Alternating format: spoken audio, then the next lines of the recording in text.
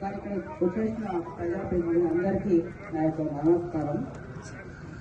వాస్తవంగా మా కుమ్మెర గ్రామంలో ఎలాంటి కుల వివక్షత లేదు. అది ఒక పాయింట్గా వేసుకొని ఏవేవో అన్ని రాజకీయాలు చేస్తున్నారు. తర్వాత అక్కడ జరిగిన సంఘటనలో ఆ పాప అసలు అక్కడ లేనేలేదు. దాన్ని అక్కడ ఉన్నట్లు ఏదో తల్లిండు చేసిరని ఉట్టి చెప్పుడు మాటలు పట్టుకొని ఇది ఇంత పెద్ద చేసిర్రు. అయితే ఇంకా ఆ పాప గురించి వాళ్ళ చరిత్ర గురించి తెలుసుకోకుండా చేసారు. ఆ చరిత్ర తెలుసుకుంటే ఇప్పుడు వాస్తవాలు బయటకు వస్తున్నాయి. అవన్నీ వచ్చిన తర్వాత ఇంకా ఏమైంది మీరు చూడాలి. అయితే వాస్తవానికి అది ఆ కొట్లాడే మాత్రం నిజమే సార్.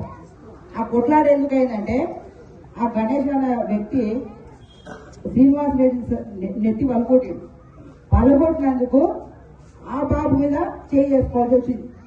వాస్తవానికి అక్కడి నుంచి తీసుకొచ్చి అతన్ని ఏదో ఆ రూమ్ లో వేసి నేను చూసిన కాడికి కొట్టులాడిస్తారు. కొట్టనైతే కొట్టలేదు, అంతవరకు ఏం కొట్టిరో తెలియదు. కానీ ఆ రూమ్ లోకి వచ్చినాక మాత్రం ఇంకే దొబ్బిరు, వీళ్ళు వాళ్ళు దొబ్బిరు అంతే. ఆ టైంలో ఆ పాప లేదు. దాన్ని వేరే సృష్టించి చేసిరు. అయితే నా రిక్వెస్ట్ ఏంటంటే ప్రభుత్వానికి కానీ పోలీస్ యంత్రాంగానికి కానీ ఫస్ట్ ఆ విశారద మహారాజు గారికి ఇన్ఫర్మేషన్ ఇచ్చింది ఎవరు అది చేశారని. ఆ తర్వాత అంత పెద్ద ధర్నాలు చేయాల్సిన అవసరం ఏంది?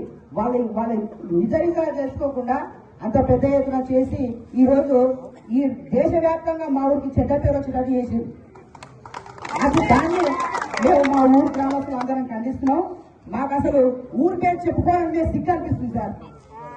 అంత ఘోరమైన సంఘటన నాకు తెలిసి నా అనుభవంలో నేను ఎక్కడ చూడలేదు ఇంతవరకైతే. కాబట్టి దానికోసం మేము చాలా బాధపడుతున్నాం. మా కుమ్మెర గ్రామస్తులందరూ ప్రతి ఒక్కరు బాధపడుతున్నారు. ఇటువంటి విషయాలు సంఘటనలు ఊళ్ళో చాలా జరిగినాయి. కానీ అప్పుడు ఎవరు ఇంతగానో స్పందించి ఈ రకంగా చేసిన వాళ్ళు లేరు. మరి ఎందుకు చేయలేదు? ఎక్కడ పోయారు? ఎవరైనా కనీసం మా ఊళ్ళో ప్రతి ఒక్కరు అదే అనుకుంటారు, ఎందుకు ఇలా చేస్తున్నారు? ఈ ఊరికి వచ్చి నిజమేంది అబద్ధం ఏంది తెలుసుకోకుండా ఎందుకు ఇలా చేస్తున్నారని ప్రతి ఒక్కరు బాధపడుతున్నారు సార్. ప్రతి ఒక్కరు ఆడవాళ్ళు మగవాళ్ళు ప్రతి చిన్నలు పెద్దలు ఎవరు అవగాహన ఉన్నంత వాళ్ళు ఎందుకు ఇలా చేస్తున్నారు?